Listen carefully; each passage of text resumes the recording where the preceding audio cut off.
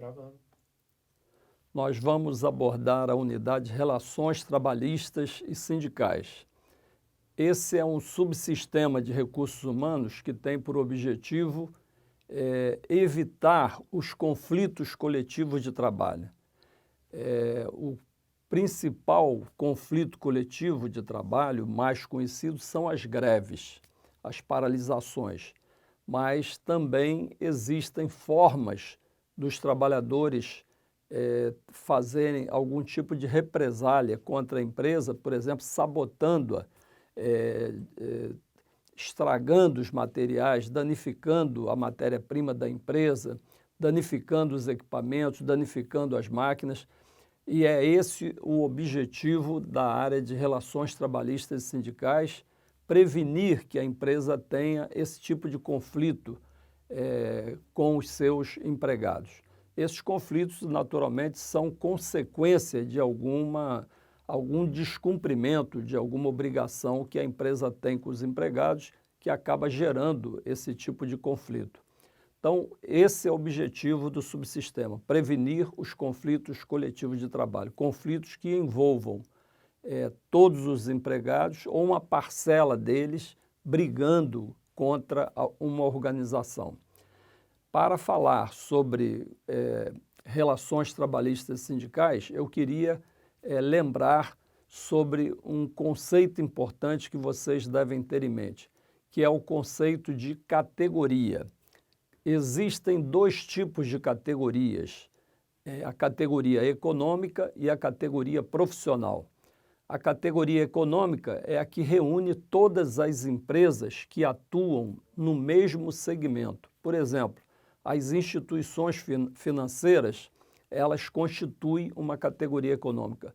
O Banco Santander, o Banco Itaú, o Banco do Brasil, o Bradesco, enfim, todas as instituições financeiras reunidas constituem uma categoria que a gente chama de categoria econômica, a que representa os patrões. E, de outro lado, existe a categoria profissional, que reúne todos os trabalhadores que trabalham para todas as empresas que atuam nesse mesmo segmento.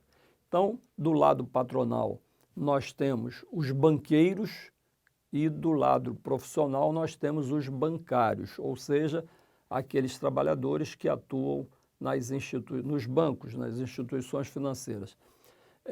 Cada categoria, tanto a patronal quanto a profissional, é representada por um sindicato, cujo dever, cujo objetivo é defender os interesses de uma determinada categoria. Repetindo, seja ela patronal, seja ela profissional. Existe uma data chamada data base, que é um mês em que cada categoria, por exemplo, os metalúrgicos, os bancários, os trabalhadores da construção civil, do comércio, existe um mês chamado data base, em que os sindicatos dos patrões e dos empregados são obrigados a negociar as novas condições de trabalho que gerarão direitos, que gerarão benefícios para os trabalhadores de uma determinada categoria. Esses direitos, essas vantagens, elas são escritas num documento e esse documento é fruto de uma negociação entre o Sindicato dos Trabalhadores e o Sindicato Patronal. Então, toda a categoria, os metalúrgicos, os bancários, os trabalhadores do comércio, dos estabelecimentos de ensino, da área de saúde, todos têm um sindicato patronal e um sindicato dos trabalhadores que devem, na sua database, negociar novas condições de trabalho. Eu digo novas porque elas são renovadas, aqui no caso brasileiro, a cada ano. Bom, vamos falar sobre as funções dos sindicatos. Os sindicatos são entidades que têm por objetivo defender, como eu já disse, os interesses de uma categoria, seja os interesses dos patrões, seja os interesses dos trabalhadores. Os sindicatos, eles, por lei, eles têm 3 prerrogativas, 3 funções básicas. A primeira função é uma função de representar os trabalhadores e os empresários, tanto na esfera judicial quanto na esfera administrativa. Essa é uma função típica dos sindicatos, de representar os seus representados, ou seja, aqueles que o sindicato representa, tanto os patrões quanto os empregados de uma determinada categoria. Uma segunda função do sindicato é a função assistencial, é uma função de prestar serviços, assistência aos seus representados, aos trabalhadores e aos empresários de uma determinada categoria. Essa função, a partir da reforma trabalhista, passou a ser ainda mais relevante na medida em que a contribuição sindical foi extinta no Brasil. Então, digamos, secou uma fonte de custeio dos sindicatos, uma fonte de receita dos sindicatos.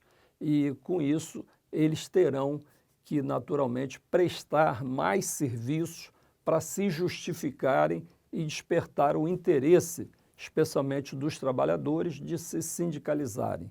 A sindicalização, a propósito, aqui no Brasil, é baixíssima, é muito baixa. Então, isso vai fazer, a partir da reforma trabalhista recente que nós tivemos, isso vai fazer com que os sindicatos cumpram mais essa sua segunda função, que é de prestar serviços, de prestar assistência aos seus representados. Uma terceira função é a função chamada de função negocial, que vem da palavra negociar. E os sindicatos cumprem essa função durante o ano todo, mas especialmente e obrigatoriamente nas datas base, ou seja, naqueles meses em que os 2 sindicatos, dos patrões e dos trabalhadores, são obrigados a sentar e negociar essas novas condições de trabalho que eu citei anteriormente. Bom,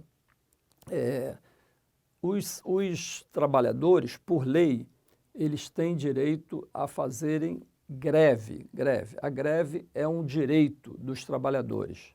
Então, essa é uma característica da greve. A greve é um direito. A greve é uma paralisação intencional dos trabalhadores para pressionar uma empresa para atender a uma determinada reivindicação que está sendo posta pelos trabalhadores e que está sendo rechaçada pelas empresas. Então, chega a um determinado ponto essa discussão, essa negociação, que os trabalhadores cruzam os braços, paralisando as atividades da empresa. Então, a greve, repetindo, ela é um direito, ela pode ser uma greve integral da empresa toda, como essa paralisação pode ter sido causada numa unidade, numa filial, num setor da empresa. A greve, é bom destacar aqui também, essa paralisação pode ser tanto de uma empresa, uma greve interna, como nós podemos ter uma greve de uma categoria, como nós de vez em quando assistimos no caso dos bancos, no caso, por exemplo, da greve dos caminhoneiros, ou seja, toda uma categoria pode paralisar por alguma razão. Então, a gente tem tanto uma greve coletiva, que é uma greve assim de uma determinada categoria, como a gente tem uma greve interna. A greve é um direito e constitui-se numa paralisação dos empregados. A greve, para alcançar os seus objetivos, para fazer pressão para que a empresa possa acatar, acolher uma determinada reivindicação dos trabalhadores, ela precisa de um mecanismo chamado piquete. O piquete é um mecanismo adotado pelos grevistas para convencer, para persuadir os trabalhadores a aderirem à greve, a não entrarem para trabalhar. Se todos os empregados entrarem para trabalhar, a greve será mal sucedida e não alcançará os seus objetivos. Então, o piquete é um mecanismo previsto em lei também e é um direito, assim como a greve é um direito. E esse direito ele tem que ser pacífico, senão ele se torna ilegal. Então, a gente pode falar em greve, que é a paralisação, a gente pode destacar esse mecanismo chamado piquete e nós também devemos, eu queria destacar um outro instituto chamado lockout. O lockout é a paralisação dos patrões, das próprias empresas. Esse mecanismo não tem respaldo legal, não está previsto na nossa legislação. Mas em outros países, só para a gente saber, existe a possibilidade prevista em lei das empresas sob determinada ameaça em relação ao seu patrimônio, à sua produção, de paralisar, suspender temporariamente as suas atividades. Então, nós temos as greves, as paralisações, temos o piquete como forma de fazer, de estimular os trabalhadores a manterem-se em greve e temos, no caso da greve patronal, que a gente chama de lockout. Ela é vedada pela legislação brasileira. Eu queria falar também sobre como está organizada a estrutura sindical brasileira. A estrutura sindical brasileira funciona assim, na forma de uma pirâmide, de um triângulo, onde nós temos, na base desse triângulo, nós temos os sindicatos, eles atuam em âmbito municipal. Então, em cada município, nós temos um sindicato representando uma determinada categoria. Em âmbito estadual, nós temos as federações. As federações, então, orientam em âmbito estadual todo o sistema sindical de uma determinada categoria. Em âmbito federal, quer dizer, no ápice aqui dessa pirâmide, desse triângulo, nós temos as confederações representando todo um sistema sindical de uma determinada categoria, por exemplo, dos metalúrgicos, dos bancários, e juntamente com as confederações, no ápice dessa pirâmide, nós temos também as centrais dos trabalhadores. Bom, eu queria falar sobre dois institutos importantes sobre essa questão sindical, sobre a unicidade e a pluralidade sindical. Pela legislação brasileira, o que vale é a unicidade, é o princípio da unicidade sindical. Segundo esse princípio, em cada município só pode haver um sindicato para representar os trabalhadores e as empresas de uma determinada categoria. Em outros países, prevalece a pluralidade sindical, que consiste na coexistência, na convivência de alguns sindicatos em um mesmo município, em uma mesma base territorial, representando trabalhadores e empresas. A pluralidade sindical não é acolhida pela legislação brasileira. Falar sobre unicidade ou pluralidade implica a gente reconhecer as vantagens e as desvantagens desse sistema.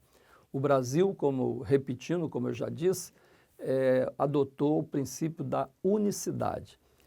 Que vantagem tem o princípio da unicidade?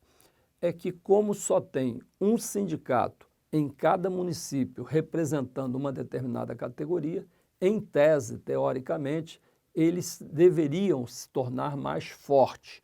Por quê? Porque eles são mais representativos, eles representam toda uma categoria, tanto econômica quanto profissional. Por outro lado, esse princípio da unicidade sindical, ele apresenta algumas desvantagens. E aí eu vou falar em relação aos trabalhadores. Por exemplo, como só existe um sindicato, nós, trabalhadores, ficamos na dependência dos dirigentes sindicais serem dirigentes aguerridos, combativos.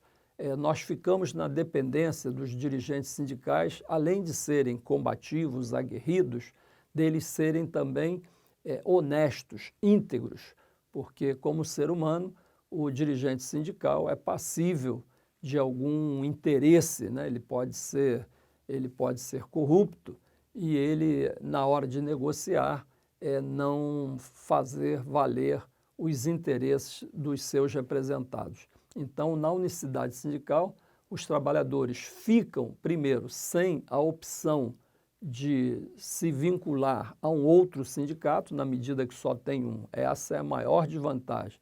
A segunda desvantagem é que nós, trabalhadores, ficamos à mercê de um dirigente sindical ser combativo, aguerrido e também dele ser íntegro, dele ser ético na representação de uma determinada categoria. Na pluralidade, qual é a vantagem da pluralidade? É tudo ao contrário, o contrário do que eu falei sobre a unicidade. Na pluralidade sindical, onde existe, obviamente, os sindicatos, teoricamente, eles têm a desvantagem de, teoricamente, se tornarem mais fracos, porque a sua representatividade se fraciona, se divide. Um sindicato não fala mais em nome de toda uma categoria, mas de parte de empregados. Isso, obviamente, enfraquece o sindicato na negociação. Por outro lado, qual é a vantagem da pluralidade sindical? É que ele dá a opção de escolha aos trabalhadores deles se filiarem àquele sindicato que seja para os trabalhadores mais representativo, mais aguerrido, mais combativo, que consiga mais vantagens para a classe profissional. Bom, eu queria agora, finalizando, destacar as cláusulas que são normalmente negociadas entre os dois sindicatos, entre o sindicato patronal e o sindicato dos empregados. E aqui eu queria destacar as cláusulas chamadas econômicas, aquelas que proporcionam aos trabalhadores alguma vantagem financeira. Na database, como eu já falei, o sindicato dos empresários e os sindicatos dos trabalhadores de uma determinada categoria, eles são obrigados a negociar novas condições de trabalho. Essa negociação, essas novas condições, são expressas num documento que se chama Convenção Coletiva. E aí eu queria destacar algumas cláusulas e algumas características dessas cláusulas. Então, vamos falar da primeira. Reajuste salarial. Uma cláusula sempre presente nas convenções coletivas trata do reajuste salarial. O reajuste salarial é uma cláusula que tem por objetivo recuperar o poder aquisitivo dos trabalhadores, fazer com que as perdas salariais que o trabalhador teve entre uma data base e outra, entre uma data base e outra, a cada mês vai ocorrendo uma inflação. E essa inflação vai reduzindo o valor de compra, o poder aquisitivo dos trabalhadores. Então, o objetivo dessa cláusula, chamada reajuste salarial, é de recuperar, recompor o poder aquisitivo dos trabalhadores. Nós estamos vivendo uma época de inflação baixa, de 3, 3,5%, 4% de inflação ao ano. Mas nós já tivemos a experiência no Brasil, e uma experiência não muito remota, de uma inflação de quase 1000% ao ano, uma inflação de 90%, de quase 100% ao mês. Então, por aí a gente vê a importância dessa cláusula que restabelece na database o poder aquisitivo dos trabalhadores, o poder de compra que o trabalhador tinha na database anterior. Bom, uma outra cláusula também muito importante, muito recorrente nessas negociações se chama hora extra. Essa cláusula é uma cláusula que visa proporcionar aos trabalhadores um ganho quando ele faz as horas extras, um ganho na concessão do adicional de hora extra superior ao ganho que está previsto na Constituição. O trabalhador brasileiro, quando realiza a hora extra, ou seja, quando ele é obrigado a trabalhar depois do seu expediente de trabalho, óbvio, por determinação da empresa, ele faz jus, ele tem direito a um adicional de hora extra. É um valor que se adiciona ao valor normal da sua hora de trabalho. Esse valor, pela nossa legislação, é um valor de 50% ou de 100%. 50% de adicional quando a hora extra é feita durante a semana e 100% é o adicional de hora extra quando o trabalhador o faz nos domingos, nos feriados, ele faz jus a um adicional de 100% no valor de cada hora trabalhada em regime de hora extra.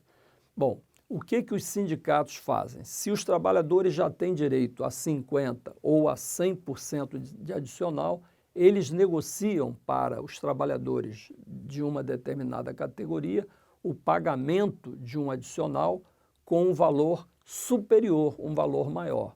Então, para dar um exemplo, algumas categorias, quando alguém faz hora extra, em vez de ter direito a receber 50%, ele tem direito a receber 60% a mais, 70% a mais.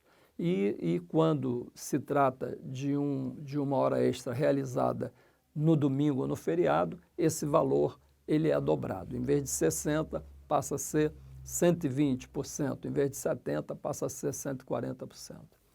Bom, uma outra cláusula importante, também negociada entre os sindicatos, se chama produtividade, aumento por produtividade.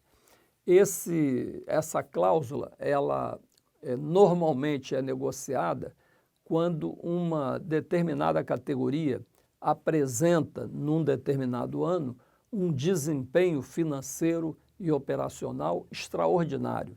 Quando uma categoria, vamos dar um exemplo, a indústria automobilística no ano 2018, 2019, arrebentou a boca do balão, produziu muitos carros, vendeu muito, exportou muito, teve um desempenho financeiro excepcional.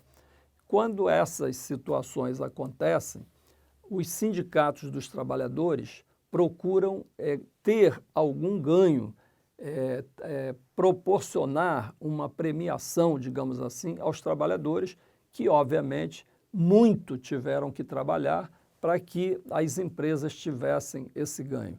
Então, eles negociam na database o pagamento de uma premiação. Essa premiação normalmente se dá na forma de um percentual do salário do trabalhador. 20%, 30%, 40%, que seja 80%, 100%. Então, na database, o trabalhador recebe essa premiação, que normalmente não se agrega ao valor do salário. É um bônus que é dado ao trabalhador, excepcionalmente, num determinado mês, geralmente na database. Então, eu já falei da cláusula chamada reajuste salarial, eu já falei da cláusula chamada hora extra, eu já falei da cláusula chamada aumento de produtividade e agora eu quero falar do aumento real dos salários. Então, o reajuste salarial apenas recompõe, restabelece o valor o poder aquisitivo, melhor dizendo, dos trabalhadores, que fora reduzido pelos efeitos da inflação entre uma database e outra. O que seria o aumento real? O aumento real é uma cláusula que os sindicatos negociam, conferindo uma correção salarial superior ao valor acumulado, ao valor da inflação acumulada entre uma data base e outra. Então, vamos dar um exemplo. Eu estou sem o PowerPoint, fica mais difícil para vocês entenderem, mas vamos dar um exemplo de uma empresa que tem a data base em maio. Então, entre maio de 2018, por exemplo, entre maio de 2018 e maio de 2019, nós temos tido, nesses 12 meses, uma inflação de 4%. 4% foi a inflação. Essa inflação, embora pequena de 4%, reduziu em 4% o poder de compra dos trabalhadores. Como o salário fica mantido em um ano entre uma data base e outra, o poder de compra vai reduzindo a cada mês. Então, se a inflação acumulada entre uma data base e outra, entre maio de 2018 e maio de 2019, foi de 4%, se o Sindicato dos Trabalhadores negociar uma correção salarial maior do que 4%, aquele valor que exceder a 4% será considerado aumento real dos salários. Quando o trabalhador tem aumento real dos salários, ele passa a ter um aumento do seu poder aquisitivo, ou seja, ele passa a comprar, a poder comprar mais coisas do que comprava no período anterior, na data base anterior. Então, essas eram as considerações que eu queria apresentar sobre essa unidade Relações Trabalhistas e Sindicais, expondo-as dessa forma, tendo em vista aí esse período excepcional que a gente está com as aulas suspensas. Muito obrigado pela atenção.